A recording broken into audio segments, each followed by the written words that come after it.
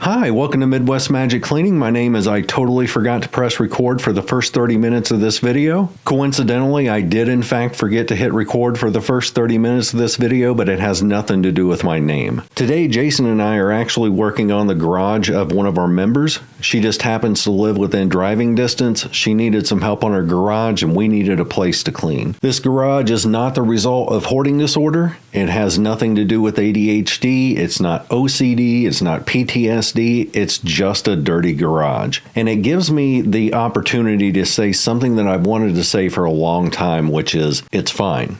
You're fine. Things like this happen, and it's way more common than you may realize. I would venture a guess that of all the people watching this video who have garages, I would bet half of them have garages that look just like this. Now, normally in my videos, I address people who have ADHD, PTSD, severe hoarding disorder, and a myriad of other disorders that lead to places looking like this. This video is not for them. This video is for people who don't have those disorders or those afflictions, and things just got out of hand. So for those people who don't have those disorders, let me just reassure you, again, it's fine. Take a breath. We're going to fix this, and we're going to fix it in a fairly easy manner. We're going to boil this down to a couple of steps, and it's real easy. We're going to take everything out of here. We're going to clean the surfaces. Then we're going to put everything back that's good. Everything that's not good, everything that's trash, everything that's broken goes. I don't care what you do with it. You can donate it, sell it, give it away, throw it in a landfill, set it on fire, feed it to your garage moose. Whatever you do, just get rid of it. Now we'll go more into depth about how we put things back here in a little bit, but that just boils down to stacking objects with like objects. The biggest piece of advice that I can give you when cleaning out a large mess like this is that you're not looking at the garage as a whole. And it's the same thing if you're not dealing with a garage. If you're dealing with a kitchen or a living room, you're not cleaning the entire area itself. You're cleaning sections of that area. So for instance, in this part of the garage, I kind of mentally deemed this as the runway because it was kind of a long strip and my brain is kind of weird, so I just mentally labeled it the runway. We're going to clean just the runway first, and we're going to ignore all the gigantic piles of trash and debris to our right.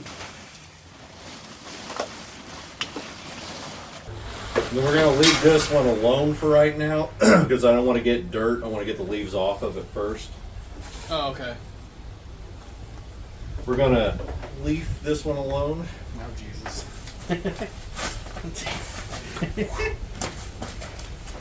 If we were to look at this garage as a whole and say we have to clean the entire garage, it becomes too overwhelming and you don't know where to start. But it's much easier to say, I'm going to clean this 10 foot by 10 foot area. I'm just going to get all the stuff out of there first. You make it a bite-sized step. Your brain can digest those little pieces so much easier than it can digest big, giant, huge messes. Most people would walk into a garage like this, look around, kind of get frozen like a deer in headlights and go, F this, son, I'm gone. Now, a bit of a tip that will save you some effort in the long run is that as you're pulling stuff out of the garage, kind of keep an eye on what kind of stuff you're taking out of there and then put that stuff together. So in other words, we've took out a lot of small Christmas trees, Christmas bulbs, Christmas lights. All that stuff is going to be put together in a generalized pile out into the driveway. And it's a very rough categorization. So it would be, hey, let's put all the Christmas stuff in this just general area. And then whenever we pull out a bunch of bags, let's put all the bags in this area. When we pull out tables and chairs, those can go in this other area. And we're going to do that with all tools, gardening equipment, anything that we find in there, live barking, snapping wolves. And we're going to be really loose about it because if they're in their own general area, it's going to help you when you go to put those things back into the garage. It's going to help you organize and categorize way better. After everything's out, it's just a simple matter of getting everything off the floor. One thing I will note, if there's a lot of dirt, make sure that you're wearing eye protection and a mask whenever you're using things like a leaf blower. I didn't because I'm strong and manly and macho. I'm also savage and a bit randy. That's the main reason people call me Macho Man Randy Savage. But trust me on the mask thing, the only reason I wasn't wearing one is because I forgot to bring one and I'm too dumb to go back to my house and get it. So I was blowing dirt out of my nose for the next hour after this cleanup. But wear one, trust me, it's worth it. Once we're done with this section of the garage, we're not going to put stuff back yet because we know we're going to find similar items on this other section of the garage. So we're just going to repeat the process. Again, we're not cleaning the garage. We're cleaning this 10 foot by 10 foot section, just taking everything out. Now you can apply this same logic to your kitchen minus the leaf blower unless it's like super, super dirty. But you don't have to take everything out of the kitchen. Just take the stuff off the countertops and either move it out of the way and clean that surface, or take them off entirely, clean the surfaces, and then put your stuff back up there in a more decorative manner. The process is exactly the same. Whenever you run across trash or things that are broken or old food, those things go. But it does the same thing in breaking the room down into easy finish lines or bite-sized pieces rather than telling yourself, I've got to clean this whole messed up kitchen. I use the same exact method when I'm doing laundry. Instead of doing all the clothes, putting them in a basket or throwing them on my bed and then folding them all at once, I'll put a load in the washer. When it's done, I put it in the dryer and the next load in the washer. When the dryer's done, I take those out and I fold them or I hang them up right while I'm standing there at the dryer. It breaks down my laundry into different sections rather than doing all the clothes all at once. It breaks it up into, okay, I'm washing right now, then, okay, now I'm drying, and then now I'm folding and hanging up. And by breaking those up into those three little sections, instead of having the finish line being, I'm doing all the laundry, it's that, no, I'm washing, that's one finish line. I'm drying, that's another finish line. I'm folding and putting away, that's another finish line. Those three smaller finish lines are so much easier to cross than the entire concept of I have to do all this freaking laundry. I do the same thing with dishes. I do one load at a time. I don't have a dishwasher, mainly because I've never had one, but also because I'm autistic and the sound of a dishwasher, even a really quiet one, freaks me out. So I do all my dishes by hand. But I break those down into smaller sections too. I'm doing one load at a time. The first load has plates and glasses. The second load has bowls and pans. The last load is silverware and whatever's left, my cat, and also a neighbor's cat. To be clear, I don't have a cat washing machine because I've never had one, and also I'm autistic. I don't like the sound of a cat in a cat washer. So I wash my cats by hand. But between each of those loads, I take a break. I do one load, rinse them, set them out to dry. I put the next load in to soak, and then I walk away and do something else for a bit. Not only does that set up smaller finish lines, but it also gives your brain a change of pace, a sort of break from the monotony. So as the dishes are soaking, I'm going on to say, I don't know, wiping down a cabinet or bejeweling my breakdance clothes. Whatever chore I have to do that I'm doing at the same time as dishes, I intersperse those so it keeps my brain bouncing and a little bit busy.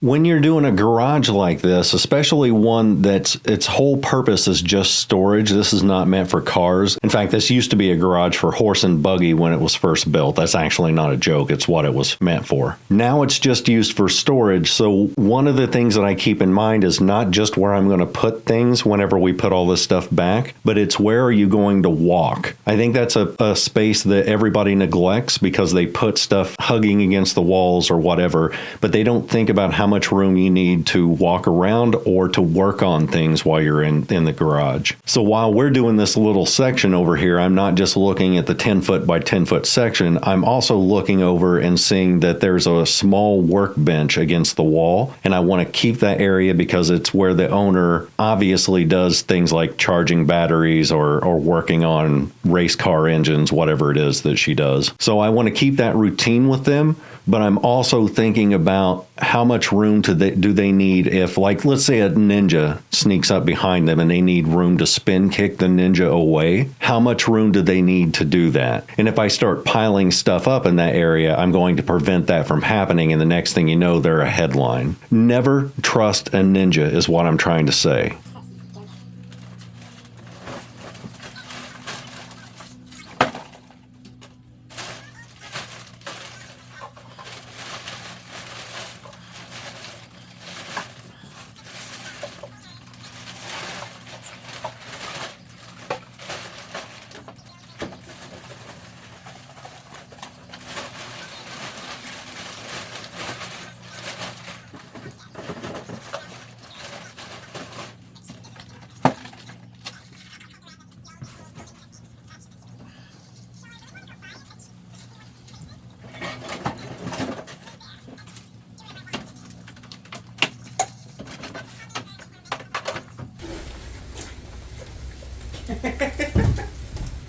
Holy cow!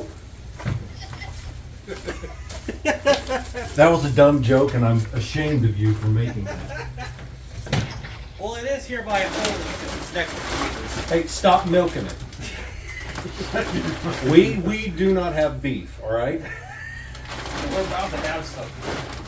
I apologize for all that you just heard. That was all Jason's fault and not mine. If you're working on a garage like this and your goal is just to clean it out, you can follow what we're doing step by step and the principles that I'm talking about in this video. However, if you're messing with storage solutions on top of cleaning, so if you got a couple days to do this or even a whole long work day to do it, don't forget about your wall space. So most garages have got nails hanging up everywhere where people have hung their old tools. You can reuse those to hang up tools of your own, or consider getting little cheap shelves from Walmart that are meant to go on the floor. You can screw those things straight to the wall. One of the problems with old garages like this is that every time it rains, water gets in there and damages the stuff that's on the floor. So getting those delicate items up off of the floor can be solved by either some really thick, strong nails or some screws or the cabinet trick, or even just getting some extra wood planks and slapping some brackets on there and screwing those to the walls really helps out. But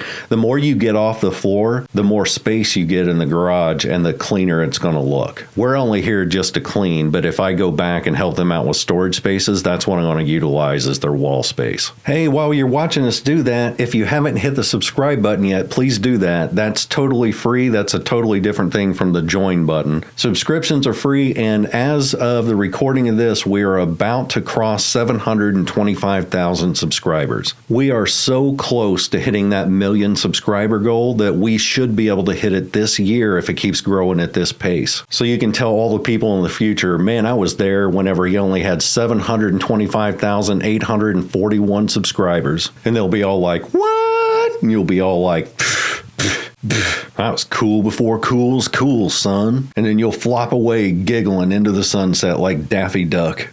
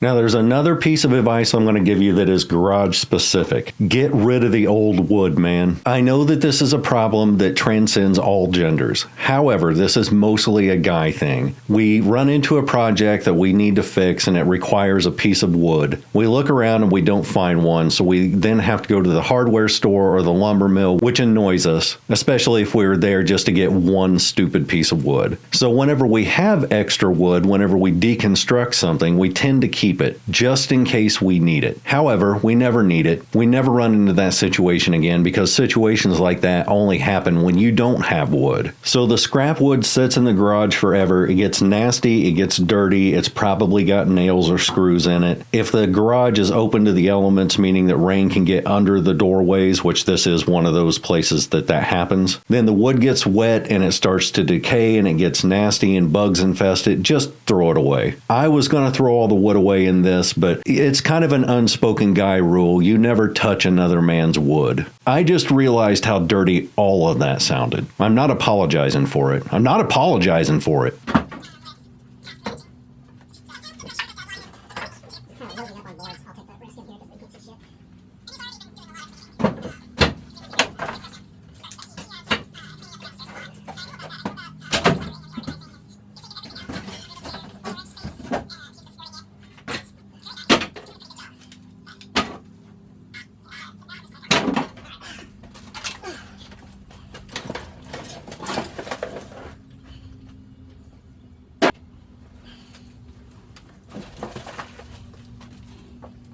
Oh, before the video ends, let me give you a heads up. You know the videos that everybody likes where I go into somebody's house who has a problem and I clean it while there's still a person living there instead of, just a clean out or a trash removal? We are going back into that again. I just haven't had one of those houses in a while, but we have one coming up this next week. I'm still getting details of the story and I go over there on Tuesday or Wednesday to clean it up, but it is a little old lady who's like 80 or 90. She's at a point where she can't really take full care of herself anymore. She doesn't have anyone around who can really take care of it for her, so we're going to go over there and clean her whole house top to bottom. And I really, really can't wait to do that. It's been a while since I've been able to do it, and I'm really looking forward to getting back into that again. If you like videos like this, another great channel to watch is called Clean with B. She does exactly what I do. She cleans houses for free for people who need it. They're oftentimes hoarder houses or severe ADHD. She deals with a lot of extreme messes, and she's also just super funny and super weird, and I love watching her channel, and she's just a diamond. A link to her channel will be in the description of this video, so suck it. And now back to my video, since, that's the one you're watching right now. Oh, hit the like button too. I never remember to tell people that because I don't even know if the like button does anything or not, but I suppose it couldn't hurt to mention it. I know I always forget to hit the like button unless somebody says it, and then I'm like, oh yeah, that exists. So anyway, this is me reminding you that the like button exists. So once we're done taking everything out and we've gotten all the stuff cleaned up, we're going to re-tarp the floor, and that's not really to prevent water from getting to the floor, though it does have that effect. This is mainly so that whenever people walk through the garage, they don't track dirt everywhere. It also helps keep the dirt off of the boxes, which we're going to try to keep all the boxes off the floor anyway, but if we have to put in any down there, this will prevent water from seeping up through the cardboard and ruining the cardboard and making everything spill out. Then it's just a case of putting everything back. And when we put things back, we're going to do what I mentioned earlier. We're going to take all the Christmas stuff, trees, decorations, bulbs, lights, and we're going to put those all in one big group in whatever section of the garage we designate. Then we're going to take tools and put them in another section. We're going to take lawn equipment and put those all together so that if they're looking for something specific, they're not looking for that specific thing that's buried in a garage full of other stuff. They're just going to the section of the garage that contains that group of items.